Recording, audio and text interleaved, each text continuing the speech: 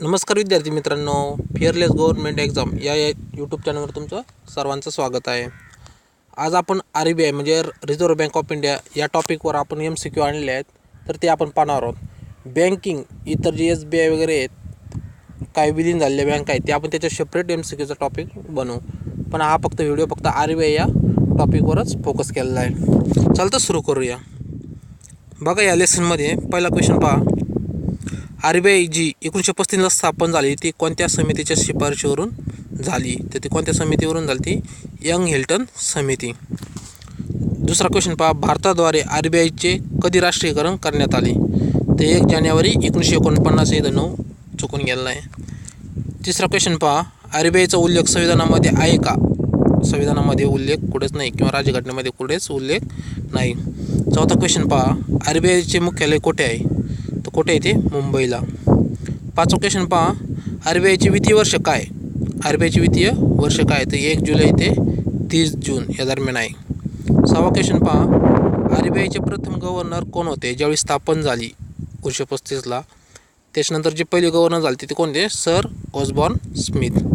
सातवा क्वेश्चन जोड्या लावायसाठी कार्यकाळ व RBIचे गव्हर्नर जे झाले ना यांचे जोड्या लावायसाठी पहिला बघा, 2003 ते 2008च्या दरम्यान कोण झाले? डॉक्टर YV रेड्डी होते। दुसरा 1943 ते 1949च्या दरम्यान म्हणजे स्वातंत्र्यापूर्वी ते कोण होते? सर CD देशमुख होते। 1943 ते 1949 दरम्यान कोण होते? सर CD देशमुख, जे भारतातले पहिले होते। तिसरा क्वेश्चन पहा, त्याच्यातला तिसरा क्वेश्चन 2013 ते 2016 दरम्यान कोण होतं? रघुराम राजन। 2016 ते 2018 दरम्यान कोण होतं? उर्जित पटेल। आठवा क्वेश्चन पहा आता पुढचा, RBIचे प्रमुख कार्य काय किंवा RBIचे प्रमुख कार्य काय आहे? त्यामध्ये प्रमुख कार्य नोट निर्मिती करणे, सरकारची बँक म्हणून कार्य करणे, विनिमय दर स्थिरता आणणे म्हणजे जी मॉनिटरी पॉलिसी आहे ती, नंतर साख नियंत्रण जे पैशाचे नियंत्रण ते बघणे, नंतर कृषी पैसे याची व्यवस्था करणे, कृषीसाठी जे पैसे लागतो त्याची सुद्धा व्यवस्था करणे, नंतर बिल बाजारचे कॅपिटल मार्केट आणि मनी मार्केट आहे बघा, तर त्याचे विकाससुद्धा करणे आहे, नंतर आकडेवारी प्रकाशित करणे हे सुद्धा काम आहे। इतर पण कामे आहेत, पण हे त्यापैकी महत्त्वाचे काम आहेत।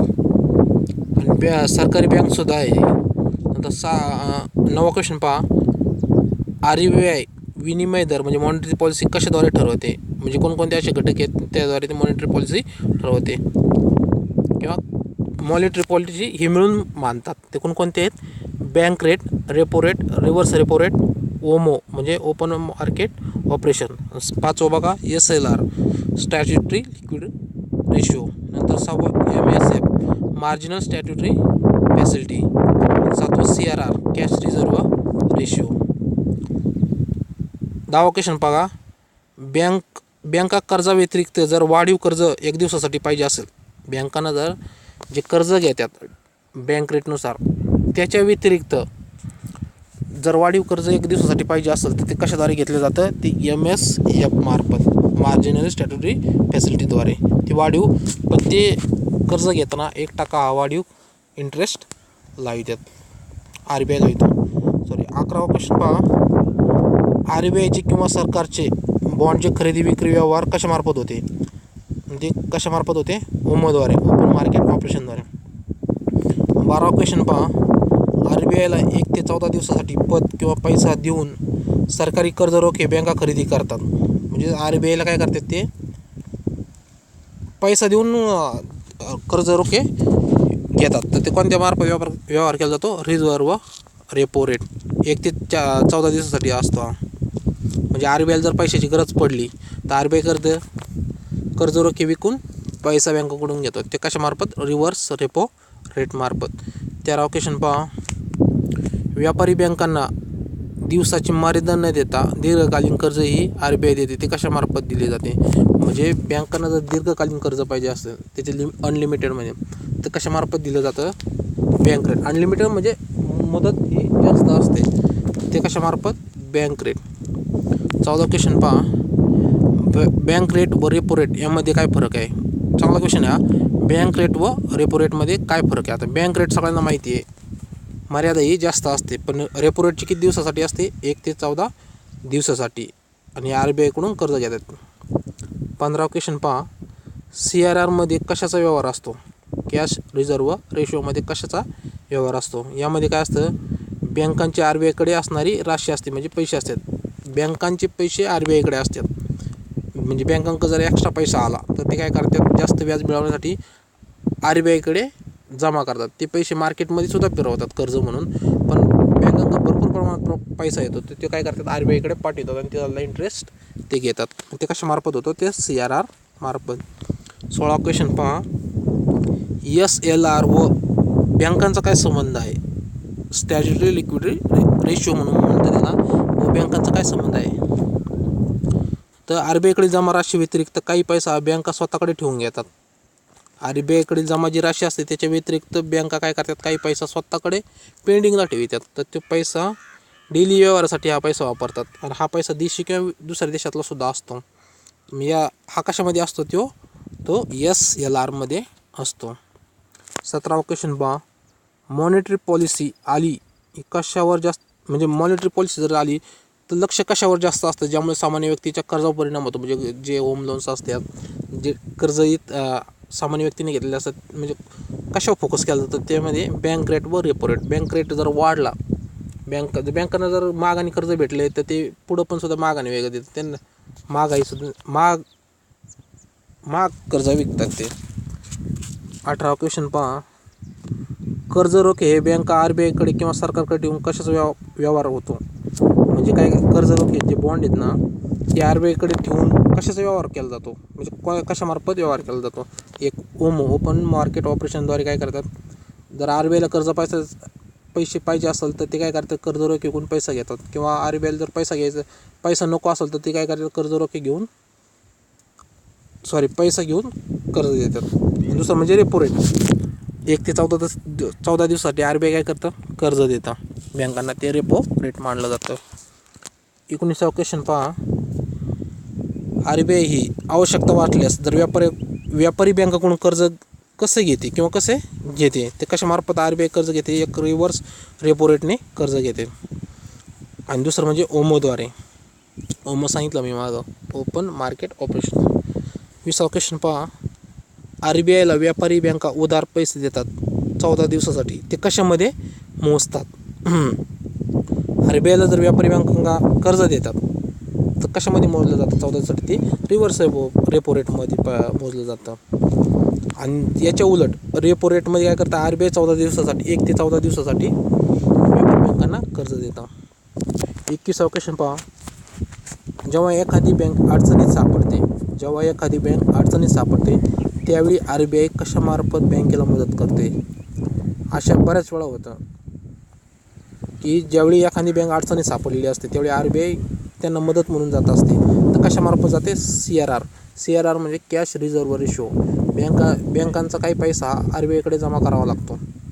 हा पैसा, आणि तो कधी संकटकालीन वापरता यावा म्हणून यासाठी असतं ते. पुढचा क्वेश्चन पहा. 22. RBI चे सुरुवातीचे भागभांडवल किती होते व सुरुवात कितीने केली होती? हा क्वेश्चन माझ्या अंदाजे MPSCने विचारलेला आहे. ते कितीने? 5 कोटीने केले होते. 30 क्वेश्चन पहा. कोणत्या तारखेपासून RBI चे मालकी हक्क हे भारत सरकारकडे आले? कोणत्या तारखेपासून RBI चे मालकी हक्क भारत सरकारकडे आले? ते 1 जानेवारी 1949. आय थिंक 92% शेअर हे सरकारने विकत घेतले होते त्यावेळी. 24 क्वेश्चन पहा. RBI बँका व्यतिरिक्त कर्ज पुरवठा, RBI बँकांना जे कर्ज देते त्याच्या व्यतिरिक्त कर्ज पुरवठा कशाला करतं? ते कशाला करतं? कृषीला एक करतं, जे नाबार्डला देऊन कृषीला पुरवठा जातो. दुसरं म्हणजे लघु उद्योगासाठी, आणि तिसरं म्हणजे शैक्षणिक कर्ज. 25 क्वेश्चन पहा. 2014च्या पूर्वी कोणत्या तारखेला RBI चे कार्यालय बंद राहत असे? हा क्वेश्चन आय थिंक काल तरी विचारला होता. 2014 पूर्वी RBI चे कार्यालय कोणत्या तारखेला बंद राहायचे? ते 1 जुलैला. 26 क्वेश्चन पहा. RBI ची जी बँक आहे त्यामध्ये काय उघडण्यास शिफारस केली होती, पण आता ती सध्या बंद केली, काही कारणास्तव ती बंद केली? कोणती? Islamic window. 27 क्वेश्चन पहा. NPM म्हणजे काय? हे बँक जे व्यवहार करते त्यांना चांगलंच माहिती आहे. NPM म्हणजे काय? Non performing asset. 90 दिवसापर्यंत बँकेचा व्यवहार जर झाला नाही, 90 दिवसापर्यंत जर बँकेचा व्यवहार जर झाला नाही तर ते अकाउंट आहे ना NPAमध्ये गणलं जातं, NPAमध्ये जातं. 28वा क्वेश्चन पहा, बँकांशी संबंधित समित्या प्रमुख कोणत्या आहेत? बँकेशी संबंधित कोणत्या समित्या महत्त्वपूर्ण आहेत? ते नरसिंहम 1 आणि 2, दुसरं म्हणजे नचिकेत मोर समिती, उर्जित पटेल समिती. ह्या समित्या फक्त बँकांशी रिलेटेड आहेत, कर बिर या रिलेटेड ह्या नाही आहेत. आणि 2015पर्यंतच अपडेटेड आय थिंक. 29वा क्वेश्चन पहा, सरफेसी SARFAESI कायदा काय आहे? तर हा कायदा 2002 पासून लागू आहे. जे कर्ज चुकवतात ना त्या सर्वांना लगाम लावण्यासाठी हा कायदा काढलेला होता यावेळी सरकारने. बघा 30वा क्वेश्चन, बेसल 1, 2, 3 काय आहे? बेसल 1, 2, 3 काय आहे? तर बेसल ही स्वित्झर्लंड एक बँक आहे. बेसल या ठिकाणी स्वित्झर्लंडची एक बँक आहे. ती सर्व देशांच्या मध्यवर्ती बँकांना म्हणजे सगळ्या देशांच्या सर्व मध्यवर्ती बँका आहेत. म्हणजे भारतात कोणती RBI, बँक ऑफ पाकिस्तान पाकिस्तानमधली आहे. या सर्व बँकांना काय करते? सल्ला देण्याचं काम करते. 31वा क्वेश्चन पहा, भारतात बेसल 3 हे कोणत्या टप्प्यात लागू होणार आहे? म्हणजे आत्तापर्यंत बेसल 3 भारतात, तर ते कोणत्या टप्प्यापर्यंत आहे? 2013 ते 2019च्या दरम्यान आहे लागू होणार आहे. 32वा क्वेश्चन पहा, बेसल या ठिकाणी कोणती बँक आहे? बेसल या ठिकाणी कोणती बँक आहे? तर BIS, bank of international settlement. हे सर्व बँकांना सल्ला द्यायचं काम करते. 33वा क्वेश्चन पहा, BIS ही बँक स्थापनेचा मुख्य उद्देश काय होता? BIS या बँक स्थापनेचा मुख्य उद्देश काय होता? जगात बँकेची सुरक्षित वित्तीय जाळी निर्माण करणे पहिलं. दुसरं म्हणजे बँकांची सुरक्षित सल्ला देणे आणि बँकांना विविध आता जे बँकांचे फ्रॉडिंग वगैरे चालतात ना त्याचे उपाय म्हणून हे बँक ऑफ सेटलमेंट तयार करण्यात आली आहे. आणि त्याच्यावर उपाय म्हणून एक सर्व मध्य बँकांचे मिळून हे बँकेचे निर्णय घेतले जातात. ते बेसल या ठिकाणी निर्णय घेतले जातात. पुढचा क्वेश्चन पहा 34, असे मानले जाते व्यापारासाठी WTI असे मानले जाते व्यापारासाठी जर WTI आहे तसे सर्व मध्यवर्ती बँकांच्या मधील कोण आहे? तर BIS आहे, जी बेसल या स्वित्झर्लंड ठिकाणी आहे. बेसल बँक सुद्धा मानले जातात. BIS हे नाव आहे त्याचं. 35वा क्वेश्चन पहा, भारतात ATM सुरुवात कधीपासून झाली? भारतात ATMची सुरुवात 1980 पासून झाली. 36वा क्वेश्चन पहा, कोणत्या समितीच्या शिफारशीवरून RBIचे 1949ला राष्ट्रीयकरण करण्यात आले? 1 जानेवारी 1949ला राष्ट्रीयकरण करण्यात आले. तर कोणत्या समितीच्या? नरसिंहम समितीच्या शिफारशीवरून. 37वा क्वेश्चन पहा, भारतात दशमान चलन निर्मितीची सुरुवात कधी झाली?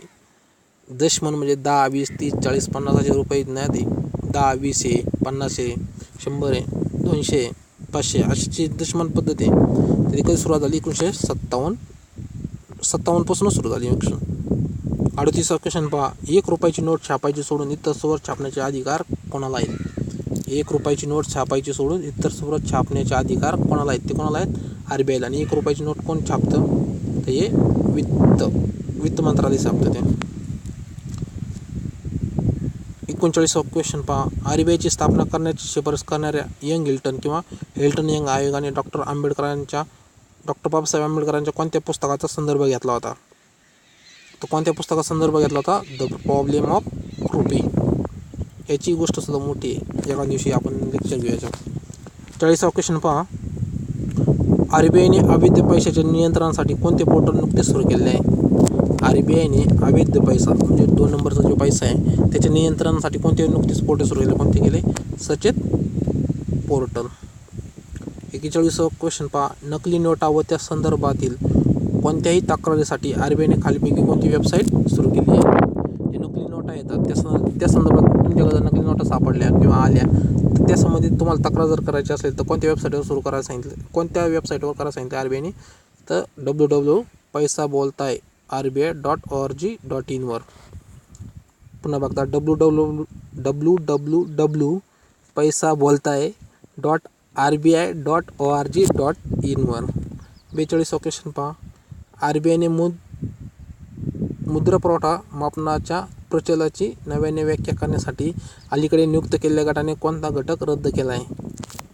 RBIचे जे मुद्रा मापन आहे बघा, कोणते M1, M2, M3, M4 आता नंतर बदलले बघा, तर ते कोणता म्हणजे कोणते मापन बंद केलं तर M4 केलं आहे.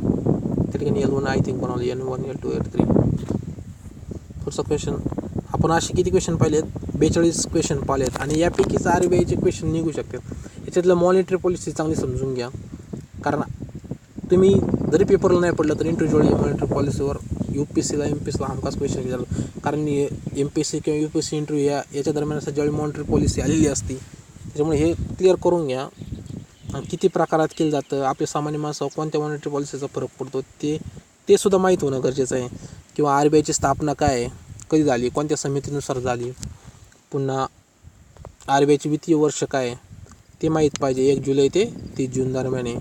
1 जुलैला GST का लागू केली तर त्याचं कारण सुद्धा कारण RBIचं आर्थिक वर्ष सुरू झालं होतं, म्हणून यासाठी ते अर्धरात्री सुरू केली, म्हणजे GST लागू केली. त्याच्यानंतर भागभांडवल किती आहे ते माहीत पाहिजे, 5 कोटी. हे क्वेश्चन माहीत पाहिजे. आपण पुढचं जे लेक्चर आहे याच्यानंतर जे बँकिंगचे रिलेटेड येणार आहे ते इतर बँका किंवा SBI या रिलेटेड घेणार आहे. आणि जर याच्यातलं काही राहिलं असेल तर तुम्ही ते नक्कीच कमेंट करून सांगा. आपण ते पुढच्या टॉपिकमध्ये RBIचं जे लेक्चर होणार आहे पुढचं समजा झालं तर त्यामध्ये आपण नक्कीच ॲड करू. नाही तर बँकिंगमध्ये RBI प्लस SBI किंवा इतर बँका प्लस जे राहिले RBIचे काही टॉपिक आहेत ते आपण त्याच्यात नक्कीच ॲड करू. चला तर हे लेक्चर संपलं. आता तुम्ही जर आपले या नवीन चॅनल जर नक्की सबस्क्राईब जर नसेल केलं तर नक्कीच सबस्क्राईब करून घ्या, कारण ह्या चॅनलवर भरपूर प्रमाणात आपण टेस्ट सिरीज किंवा MCQ टाकणार आहोत. ते सर्वांना फायदेशीर होणार आहे, म्हणजे खेड्यात असणारे किंवा इतर असणारे लोकांना त्याचा नक्कीच, विद्यार्थ्यांना नक्कीच फायदा झाला पाहिजे. आणि टॉपिक वाईज आणि सब्जेक्ट वाईज आपण MCQ टाकणार, त्याच्यामुळे तुम्हाला नक्कीच फायदा होईल. कमीत कमी तुम्हाला समजणं तरी समर्थ होईल पूर्ण आहे. चला, थँक्स फॉर वॉचिंग. तुम्ही तुमचा वेळ दिल्याबद्दल सर्वांचे आभार.